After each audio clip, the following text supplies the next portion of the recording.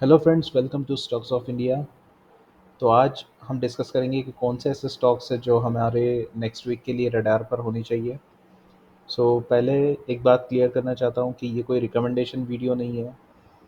आप अगर अपनी बाइंग या सेलिंग की कोई भी डिसीजन ले तो आपके registered adviser, SEBI registered adviser से ही ले, ना कि इस वीडियो को देखकर या इस वीडियो में जो स्टॉक्स डिस्कस हो रहे हैं उनके बारे में ऐसा कोई डिसीजन ले ले, बिकॉज हो सकता है कि आपको इस वजह से फिनेंशियल लॉसेस भी हो।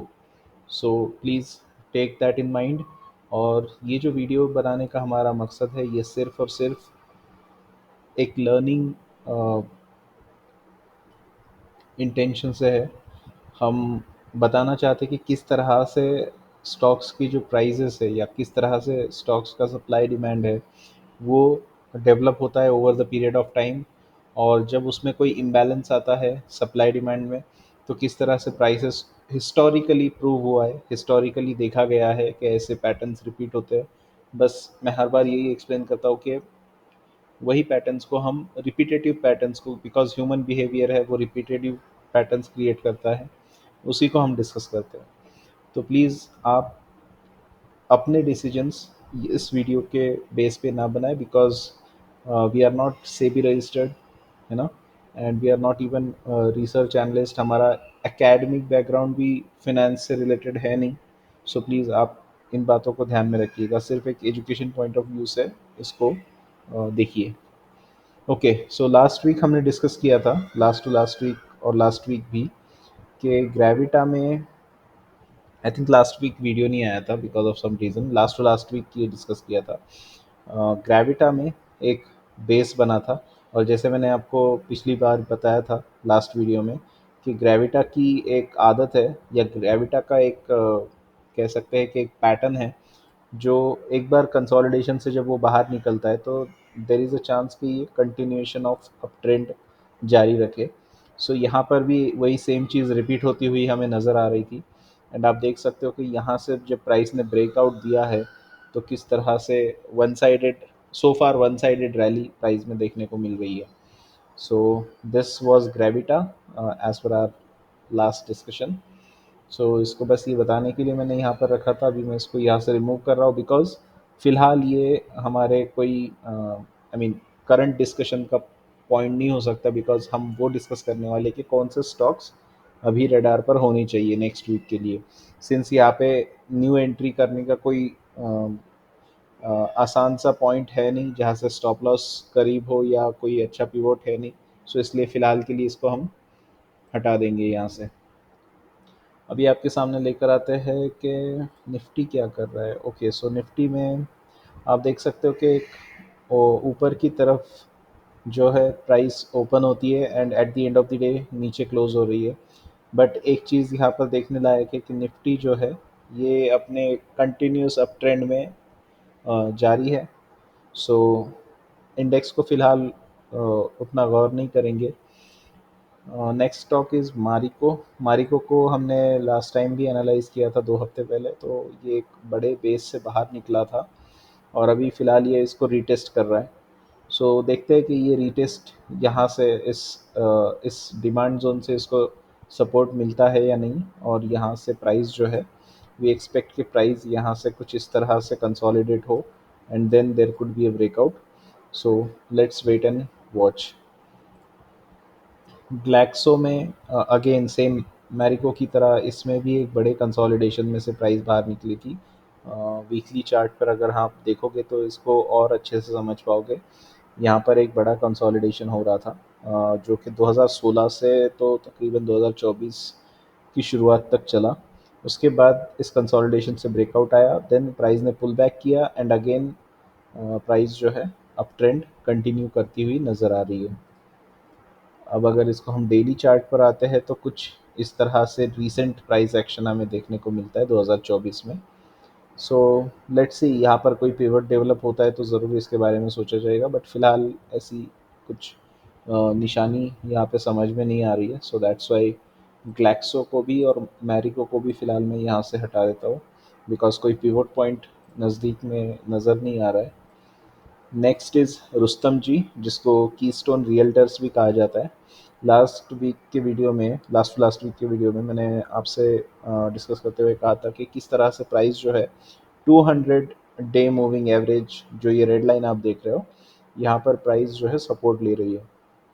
एंड अगर आप देखोगे तो इसके अंदर कहीं ना कहीं मुझे ऐसा लगता है कि एक वीसीपी डेवलप हो रहा है, वॉलेटिलिटी कॉन्ट्रैक्शन पैटर्न इसके अंदर प्राइस डेवलप कर रही है। वो किस तरह से, पहले मैं आपको, सबसे पहले तो मैं आपको इसका वीकली चार्ट बताता हूँ। अगर आप इसको यहाँ से देखोगे तो यहाँ पे ये लिस्टिंग जब हुई थी स्टॉक की, 21 नवंबर 2022 को ये स्टॉक लिस्ट हुआ था। उसके बाद से कुछ इस तरह से जो है इसका ट्रेंड रहा है। ओवरऑल देखा जाए तो ये अप ट्रेंड ही कहा जाएगा, it's a up trend, but उतना स्ट्रांगली अभी तक शुरू हुआ नहीं है ट्रेंड इसका। लेकिन अगर आप इसके रीसेंट प्राइस एक्शंस को देखोगे तो एक चीज़ यहाँ पर मुझे ऐसे दिख रही है, आई एम नॉट श्योर कि वो सभी को ऐसे दिखे या फिर वो ऐसी ही हो सकता है मैं गलत भी हूँ यहाँ पर। बट जहाँ तक के चार्ट स्टडीज़ मेरे सामने अब तक जो हिस्टोरिकल चार्ट्स मैंने देखे, उसके हिसाब से अगर देखा जाए तो मुझे कहीं ना कहीं यहाँ पे वीसीपी नज़र आ रहा है। तो मैं आपको एक्सप्लेन करता हूँ कैसे। फर्स्ट ऑफ ऑल, आप इस कॉन्ट्रैक्शन को देखिएगा। ये जो स्विंग हाई है, सपोज यहाँ से हम कंसिडर करें तो ये स्विंग लो कितना है, 23.39, यानी 22.4 कंसिडर कीजिए, या 22.5 मोटा मोटी, है ना। ये फर्स्ट कॉन्ट्रैक्शन है। देन अगर आप इस स्विंग हाई से फिर से कंसिडर करें, यहाँ से तो ये लेटेस्ट स्विंग लो जो था, तो ये है 16.66%, यानी 16.5 पकड़ लो इसको भी। तो कहीं ना कहीं ये जो प्राइस की वॉलेटिलिटी है वो कॉन्ट्रैक्ट हो रही है ना। और दूसरी ओर अगर आप देखोगे तो वॉल्यूम्स आपको डिक्लाइनिंग नज़र आएंगे। अगर आप वॉल्यूम्स के बार्स को अगर आप यहाँ से देखोगे तो आपको ये इस तरफ के बार्स जो है कंपैरेटिवली यहाँ के बार्स से बड़े हैं। और उसकी के साथ साथ अगर आप, सॉरी मैंने क्या किया, ओके, हाँ, अगर आप यहाँ पर जो रीसेंट वॉल्यूम्स है, जो कॉन्ट्रैक्शन जब यहाँ पे और टाइट हो रहा है, तो उस वक्त के जो वॉल्यूम्स है उनको आप अगर देखोगे तो वो और भी ज़्यादा टाइटर वॉल्यूम्स आपको यहाँ पर नज़र आएंगे।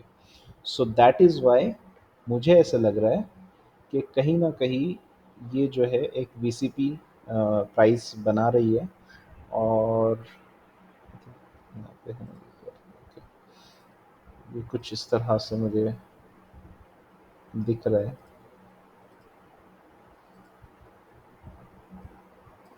कीस्टोन रियल्टर्स में इसका जो फर्स्ट पिवट होगा वो होगा यहाँ पर, ये जो यहाँ का हाई बना हुआ है जो कि है तकरीबन 727.4, यानी 728 ही कंसिडर करते हैं इसको।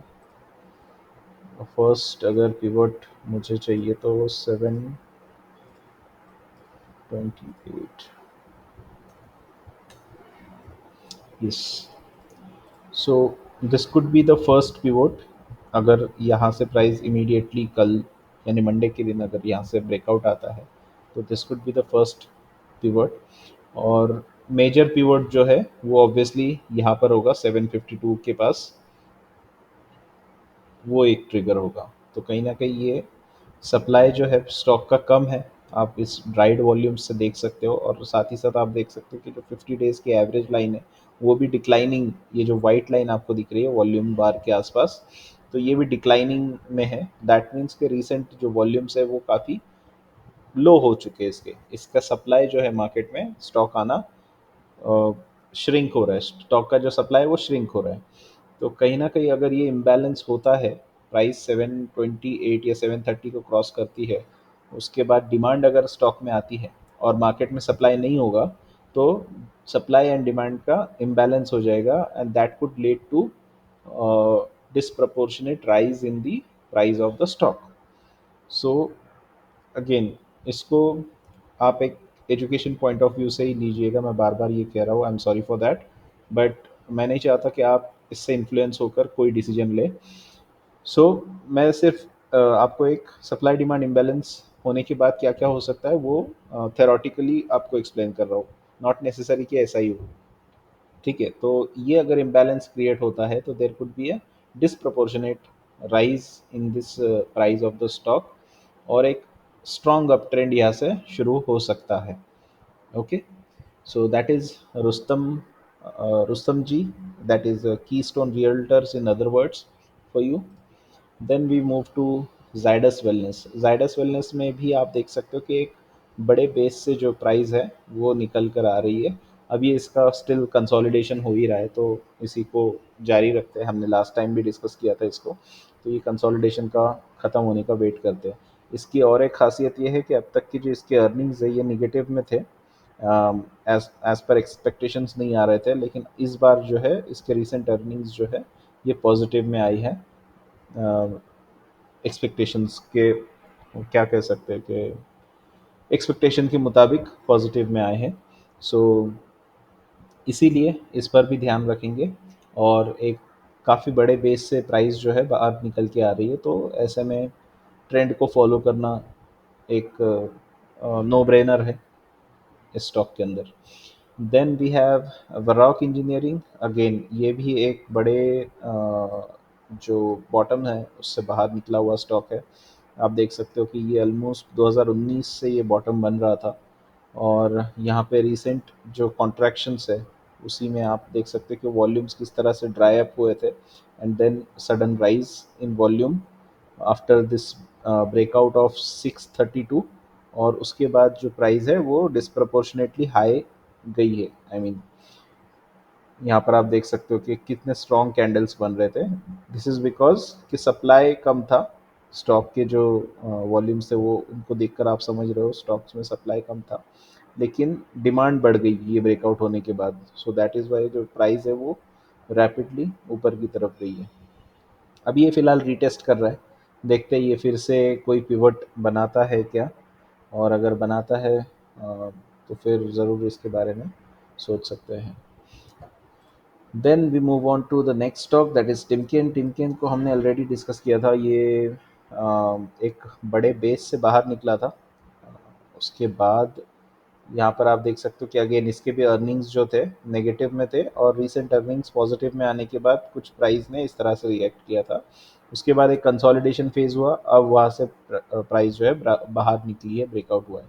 अगेन वो सपोर्ट जोन को रिटेस्ट कर रही है, सो होपफुली यहाँ से भी प्राइस जो है सपोर्ट लेकर कंसोलिडेट करे थोड़ा, और फिर अपनी जो जर्नी है higher highs and higher lows वाली जो ये रिसेंटली स्टार्ट हुई है, यहाँ पर आप देख सकते हो कि ये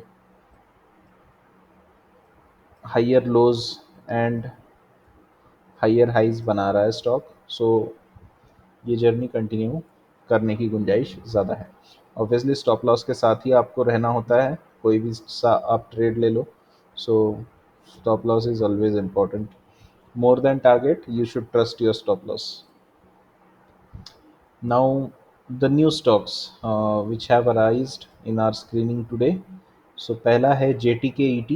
JTKET में अगेन एक कंसोलिडेशन, जो साइडवेज अपसाइड कंसोलिडेशन कहेंगे या फिर असेंडिंग कंसोलिडेशन कहेंगे इसको, जो देखने को मिल रहा था। प्राइस जो है हायर हाइज और हायर लोज बनाती जा रही थी, एंड यहाँ पर आकर कहीं ना कहीं एक डिसाइसिव ब्रेकआउट मिला, जो कि था 14th ऑफ जून को, फ्राइडे के दिन। उसके बाद फिर से थोड़ा 3 दिन का कंसोलिडेशन हुआ, and then again last Friday price ने ब्रेकआउट दिया विथ ह्यूज वॉल्यूम्स। तो ये जो चीज़ है यहाँ पर अगर आप देखोगे तो अब तक प्राइस जो थी जब भी ऊपर की तरफ आती थी, जैसे आप देख सकते हो यहाँ पर, तो उसको उसकी जो क्लोजिंग होती थी वो अगेन बेस में हो जाती थी। आप देख सकते हो कि यहाँ पे आपको विक्स दिखेंगे ऊपर की तरफ कैंडल्स में, यहाँ पे भी आपको विक दिखेगा, यहाँ पे भी विक दिखेगा। एंड उसके बाद क्या होता था कि फॉलो अप बाइंग नहीं आती थी। फॉलो अप बाइंग यानी जैसे आपने टिमकेन में देखा होगा। ओके, तो फॉलो अप बाइंग यानी जैसे ये ब्रेकआउट आया है, तो इस ब्रेकआउट के बाद अगेन ये दूसरी बाइंग, अगेन ये तीसरी बाइंग, है ना। तो फॉलो अप बाइंग ज़रूरी नहीं कि एक के बाद एक ही आए, हो सकता है कि थोड़ा सा कंसोलिडेशन होने के बाद या एक दो दिन के कंसोलिडेशन के बाद फिर से एक फॉलो अप बाइंग देखने को मिल सकती है। So don't take it on a face value कि एक के बाद एक ही आने चाहिए, ठीक है। तो वैसे जे टी के ई टी में आप देख सकते हैं कि ये फर्स्ट ब्रेकआउट आया, उसके बाद थोड़ा सा कंसोलिडेट किया प्राइस ने, अगेन वो कंसोलिडेशन भी लोअर वॉल्यूम्स पे था, अगर आप नीचे वॉल्यूम्स देखोगे तो काफ़ी लो थे। Then follow up buying again आ गई with a huge volume. So ये कहीं ना कहीं दर्शाता है कि अभी इंस्टीट्यूशंस जो है वो इस शेयर की प्राइस को नीचे नहीं गिरने देना चाहते, और यहाँ से कहीं ना कहीं एक अप ट्रेंड शुरू हो सकता है। Again this is only for educational purposes, please I am sorry for repeating this, but मैं नहीं चाहता कि आप इससे इन्फ्लुएंस होकर कोई भी आपका फाइनेंस डिसीजन ले एंड अल्टीमेटली खुदा न खास्ता आपको लॉस देखना पड़े। सो सप्लाई डिमांड का जो इम्बैलेंस है उससे ये प्राइस मूव्स क्रिएट होती है, बस वही आपसे डिस्कस कर रहे हैं हम यहाँ पर। Next is granules India. So okay, granules India में एक डाउन ट्रेंड चल रहा था। आप देख सकते हो कि ये कोविड के बाद जो रैली आई थी उसमें काफ़ी अच्छा चला ये स्टॉक, हर बार न्यूज़ में रहता था। लेकिन उसके बाद क्या हुआ कि इसका डाउन ट्रेंड शुरू हो गया, और डाउन ट्रेंड के बाद कहीं ना कहीं ये साइडवेज चला गया, कोई इंटरेस्टेड नहीं था इस स्टॉक के अंदर। अगेन यहाँ पर एक अटेम्प्ट प्राइस ने दिया था, लेकिन फिर से एक पुल बैक आया। So that was again a good pull back. यहाँ पर आप देख सकते हो कि यहाँ पे सप्लाई जो है मार्केट में इसका कम हो गया था, which again created this imbalance, कि यहाँ पर सप्लाई डिमांड का इम्बैलेंस क्रिएट होने की वजह से जब प्राइस अब इसकी ऊपर की तरफ जाती है तो आप देख सकते हैं कि वॉल्यूम्स कितने भर भर के आ रहे हैं, और ये डिमांड दर्शाती है कि इस तरह के जो वॉल्यूम्स होते हैं जनरली ये इंस्टीट्यूशंस के वो होते हैं, because institutions can not by the stock in a one day. उनको अपनी जो बाइंग है वो सेग्रीगेट करनी होती है कुछ कुछ दिनों में, है ना। तो एक दिन में कोई, जैसे एल आई सी जैसा इंस्टीट्यूशन है या फिर कोई म्यूचुअल फंड है, वो एक दिन में बाइंग नहीं कर सकते पूरे के पूरे स्टॉक्स को, अदरवाइज प्राइस जो है वो एक अलग ही तरह से शूट कर जाएगी, जो कि स्टॉक का चार्ट जो है वो भी खराब हो सकता है, उसकी वजह से जो पैटर्न्स आपको दिख रहे हैं वो भी खराब हो सकते हैं। तो जनरली ये लोग, और दूसरी बात उनके लिए लिक्विडिटी भी होना ज़रूरी है। तो क्योंकि उनकी बाइंग जो होती है वो करोड़ों की होती है, so that's why availability of उतने सेलर्स भी तो अवेलेबल होने चाहिए जो कि उनको बेचे स्टॉक, है ना। तो इसीलिए उनको अपनी जो बाइंग है वो एक दो तीन ऐसे दिनों में सेग्रीगेट करनी होती है। सो ऑब्वियसली जब मैं यहाँ पर इंस्टीट्यूशन हूँ और मैं यहाँ पर बाइंग कर रहा हूँ, तो मैं नहीं चाहूँगा कि मेरी जो नेक्स्ट बाइंग है वो नीचे की तरफ आए, है ना। मैं आई I मीन जिस जिस स्टॉक को मैंने बाई किया हुआ है यहाँ पे, वो फिर से ये ट्रेंड जो है डाउन ट्रेंड में चला जाए, सपोज कि यहाँ पर कुछ इस तरह से। तो मैं तो नहीं चाहूँगा ये, अगर मैं इंस्टीट्यूशन हूँ मैं यही सोचूंगा कि कैसे मैं इसको फिर से एक बार सपोर्ट दे पाऊँ, ताकि जो नीचे गिर रही प्राइस है ये ऊपर जाए। तो उस तरह से इंस्टीट्यूशंस यहाँ पे आपको सपोर्ट देते हुए दिखेंगे ये, और एक लास्ट टाइम जो फ्राइडे के दिन कैंडल आई थी उसका। सो ये सब हाइपोथेसिस है अगेन। और हाँ, ये एक चीज़ इसमें ऑब्वियस है कि ये इंस्टीट्यूशंस के वॉल्यूम है, बट नॉट नेसेसरी कि ये वही इंस्टीट्यूशन है जो 3 दिन जिसने बाई किया है, ठीक है। But institutions do support their stocks whenever the price goes low. तो वो कभी नहीं चाहेंगे कि हम जिसको बाय कर रहे हैं या जिसमें इतना बड़ा इन्वेस्टमेंट कर रहे हैं वो स्टॉक नीचे गिर जाए। और since they can not buy their quantity in a one go, उनको अपनी बाइंग को है वो सेग्रीगेट करना होता है। I hope you are getting my point. So ये एक है इसका पिवट, 486 का था वो ऑलरेडी क्रॉस हो चुका है। 454 का एक स्टॉप लॉस यहाँ पे नज़र आ रहा है। सो लेट्स सी कि ये जो प्राइस है इसके बाद अब स्टॉक कैसे बिहेव करता है। होपफुली ये एक अप ट्रेंड की शुरुआत है इसके अंदर, बिकॉज ये प्रीवियस हाइस को तो ये ऑलरेडी टैकल कर चुका था, लेकिन अब अगेन उस हाई के आसपास कंसोलिडेट करके फिर से एक नया ब्रेकआउट इसने दिया हुआ है। Now moving on to the next stock, that is the Aries Life Sciences. This is a very interesting setup. I want you to see यहाँ पर अगर आप देखोगे तो ये लिस्ट हुआ था कहीं न कहीं 2017 में ये स्टॉक लिस्ट हुआ था। और उसके बाद से अगर मैंने इसका वीकली चार्ट लगाया हुआ है, तो उसके बाद से अगर आप देखोगे तो इसके अंदर एक कंसोलिडेशन सा बेस सा बना हुआ आपको दिखेगा, है ना? अब ये बेस का जो है ये ब्रेकआउट आ चुका है।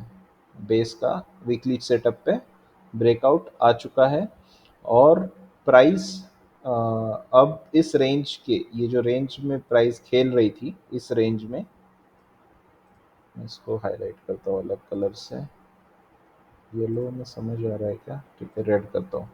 ठीक है, तो ये जो रेंज में प्राइस आप देख सकते हो, इसी रेंज में प्राइस खेल रही थी। अब वो रेंज को उसने टैकल करके ऊपर की तरफ क्लोज किया है।